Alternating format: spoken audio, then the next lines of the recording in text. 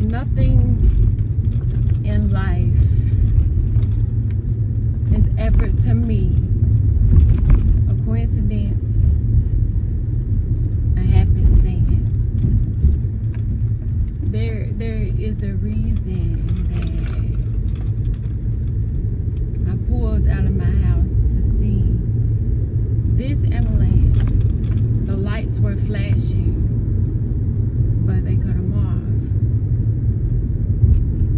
If you've never been in the back of an ambulance, you won't understand. But if you've never been in the back of an ambulance with your child, I envy you. And if you've never been behind the ambulance because they won't let you ride in that ambulance, I envy you too. The back of the ambulance said 14. My kid was 14 when her seizures came back, and we had to get in the back of an ambulance. And last month, somebody buried their baby. Last night, last week, last year, last whenever. Today, tomorrow, next month, next year. But God spared mine. Not only did He spare mine, and this November will be 2 years. Not only did He spare mine, not only did God spare mine, everything that they said about her,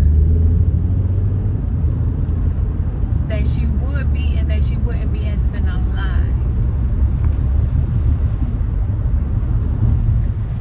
And now the ambulance is behind me. It's a word. Not only is she doing well, she's doing amazing. And she's taking college classes.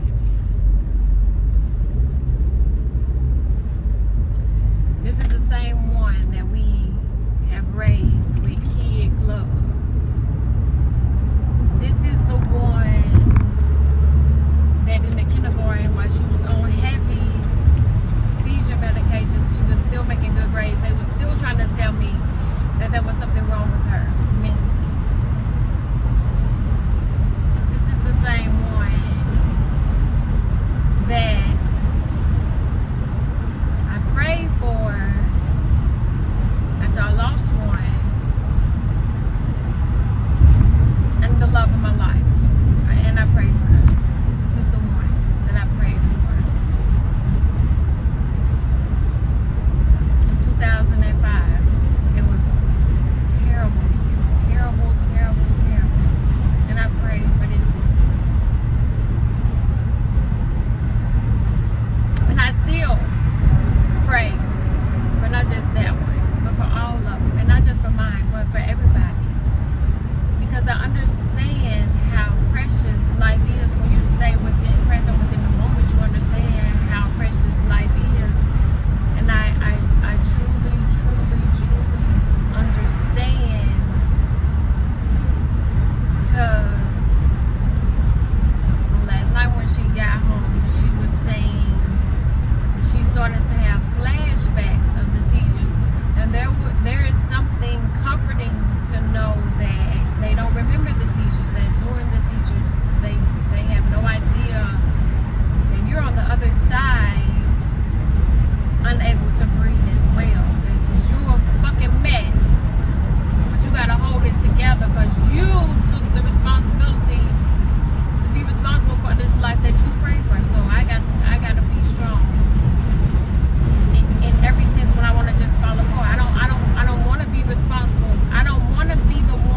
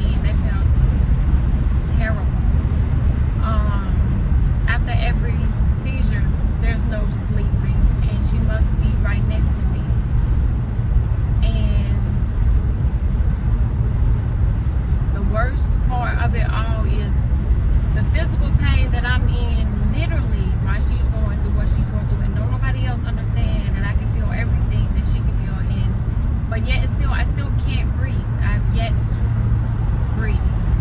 And all in what it seems like a long time, but it's really just a couple of minutes until she comes back. And if you ever witness one, you understand what I mean. If you never witnessed one, I hope you never have to witness somebody you love having a medical emergency of any kind, because this shit is terrible.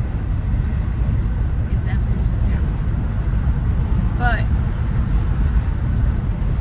God told me, before you come from the ambulance is in your rear. You're not behind it anymore. You're not in it. You're not in the back of it. And for that, you should be fucking grateful. You should be thankful. And when I say I am, I am. And there's nothing like the kind of peace that comes with that gratefulness. Because God said, if you can be grateful that is behind you. And it's been 2 years, and I know you'll be grateful when I give you more. And I know you'll be grateful when you see everything she's going to accomplish. Not that I'm not grateful now, because remember I said I prayed for her. So for that alone, I'm grateful for her life and for all of my babies' lives. Because I've also fought to get back to Carrington, and Micaiah, we never got along until recently. But she was a different kind of assignment, and I watched her on the floor actually literally turn white like a sheet within a month of Cam having the first one. The first remix one. And if you've ever seen me when I've been out and I've been put together, understand that took a lot, baby, because I got to cover up all these scars and all these bruises. I was telling somebody, I was at my mom's house, my aunt was there. The mosquitoes just ravished me, like they ate me up. But 2 on my thigh turned to bruises, and I'm like, I look like I've been abused. Like, and then God said, but guess what? Nobody can see that. But I thought you said thank me that you don't look like everything you've been through. And I was like, okay, I get it. So the bruises, from the mosquitoes, the puffy eyes from the allergies, and trying to wear lashes at the same time is not a good idea. I do not recommend. But it has become, some sorts of lashes have become my security blanket. I don't know. I feel good in my lashes. I like my lashes. I don't play about my lashes.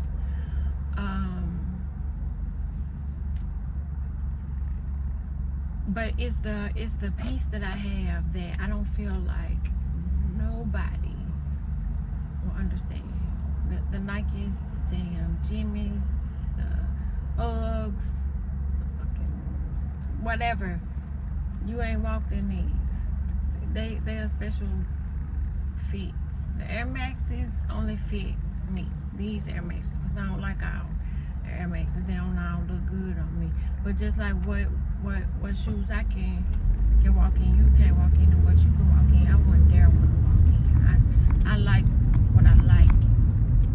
And I like who I like, and I love me, goddammit. I was getting ready for work, and I was like, I fucking hate working. But I understand there's a bigger picture. Like, if you want to make this and to be the creative, you got to do this to do that. I get it, God. I get it. Like, I'm easygoing now. I understand that the plans that I make you laugh at, I don't even fucking make plans no more. I just be going with the flow. And I tell everybody, they be like, what you doing on such and such day? I can't fucking plan that far ahead. I won't try to. Because every time I be like, yes, I'm coming to your house for Thanksgiving. Yes, I'm coming for Christmas. I end up not there. And it don't be intentionally. It just be like, stop fucking making plans. Because you making plans saying I got plans for you, and our plans like the same fucking plans. That's difficult. So I just go with the flow. This would have been Cam's first year at college homecoming, and she didn't even say anything about wanting to participate. And be it that I hate football, I truly hate football. I had to sit at my baby's game. He lost, and he was like, I'm mad we lost. I didn't even realize that he lost. All I know is I seen him out there doing what he wanted to do, and that's all I cared about. I'd have sat at a football game with her. I'd have hung out. Like, whatever they're into, I'm into it, because to me, growing up the way I did, not spending that quality time with my mom, I value that shit. Like, when they want me to hang out, when they come and get in the bed, they want to watch movies with me, and they want to have discussions with me, I fucking love that shit, because not only did they learn from me, I'm learning from them, and it goes vice versa, because I get to see the world through their eyes. And each set of eyes, the four that I have the pleasure of looking out of at the moment, are different. My baby boy, he requires a different kind of love, and I love giving it to him. Oh my God, I love him. That's my favorite. It's not a secret. They all know it, including him. The big one needs a different kind of love. The middle one needs less love than what you think she needs, because the ones in the middle don't give a fuck about nothing. They don't give a fuck about nothing. And the baby, shit, you could just hang it up. And I don't understand why that is, because I feel like my mom and my dad let my little brother get away with murder. And I'm like, what the fuck is this? And then here I am pretty much doing the same thing. I was too old when I had her, and ain't nobody had to warn me. Like, one of my best friends, her mom was like, that one gonna give you hell all the way. And I ignored it. She said she was a pepper salt. I don't know what the fuck that means, but don't have one of them kind of babies, because they up, we lose them. That motherfucker is so smooth. She can talk me and him into doing the same thing for her at 2 different places at 2 different times, and then throw the grandparents in there. Like, I don't understand. She's smooth as a motherfucker. But I'm grateful, because they said they're gonna be 3 times you. My mama said, I hope you have 3 just like you, because they're gonna be 3 times worse. And so when they say 3 times, that means 3 times smart, 3 times sarcastic, 3 times talented, 3 times educated, 3 times smart. Man, like, it's just gonna be hard as fuck, right? So the generational curses I'm breaking on, but I'm also bearing the cross too. God damn it! But hey, who else but me? You know what I'm saying? So I'm doing that shit. Some days I don't know how, and then other days I'm like, I'm killing this shit. But you know, each fucking day I show up. Like I said, at football games, I don't like none of that. But I helped do something that made me forget I was even at the football game. And tomorrow I got an event to do, and I can't remember what I told them. And they was like, but that's what you do anyway, so, you know, why are you complaining? And I give myself credit for letting them be able to call me out on my bullshit. When I want to come up with a little bullshit excuse, or when I want to half-ass some shit, they were like, you not the same person that wouldn't let us bring in a C. And I'm like, you motherfucking right. When I went back to school, when I had them, I had all A's. And so I always say, if I could make all A's by dealing with you and your daddy and your grandparents and working, don't bring me in here no bullshit, because I didn't do it to y'all. And I be so serious when I be saying that. Like, you like living a little good life, thinking you a princess and shit too. You want to be the first black Tiana and shit. You You got to do your part. That is what it is. That's how I talk to man. I don't give a fuck about none of that. And we had to make a deal for us to be able to get along together. We had to do some compromising. Shit. Cause I'm learning, they learning, we learning. They ain't what they said they was gonna be.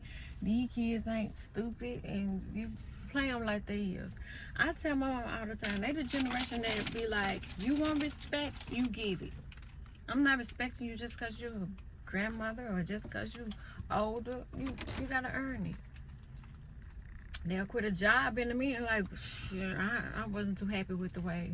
I told my daughter, I was like, I love that for y'all. When y'all ain't being treated fairly, y'all walk the fuck away. I don't give a fuck about nothing else.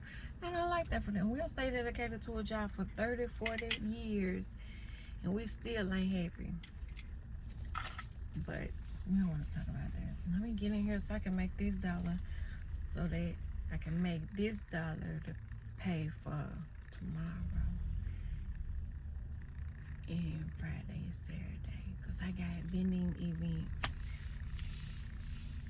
But I signed up for this. This is what the fuck I had prayed and asked God for. So no complaints. There no complaints. I'm happy to go in here and spread a little love and be me, because I'm always be me. I don't give a fuck where you see me at, where you catch me at. She's gonna be she. So message for today: be grateful. Find a message in something, because I was not intending to find a message in the ambulance. Not on a. It's a pretty foul day. I had to go back in the house and change clothes, because I had dressed for what I thought the weather was gonna feel like. But it's fall, and I like fall. My allergies not so much, but fall is cool. It's about to be Halloween, and then I have 29 days until my birthday, baby. She's a Scorpio.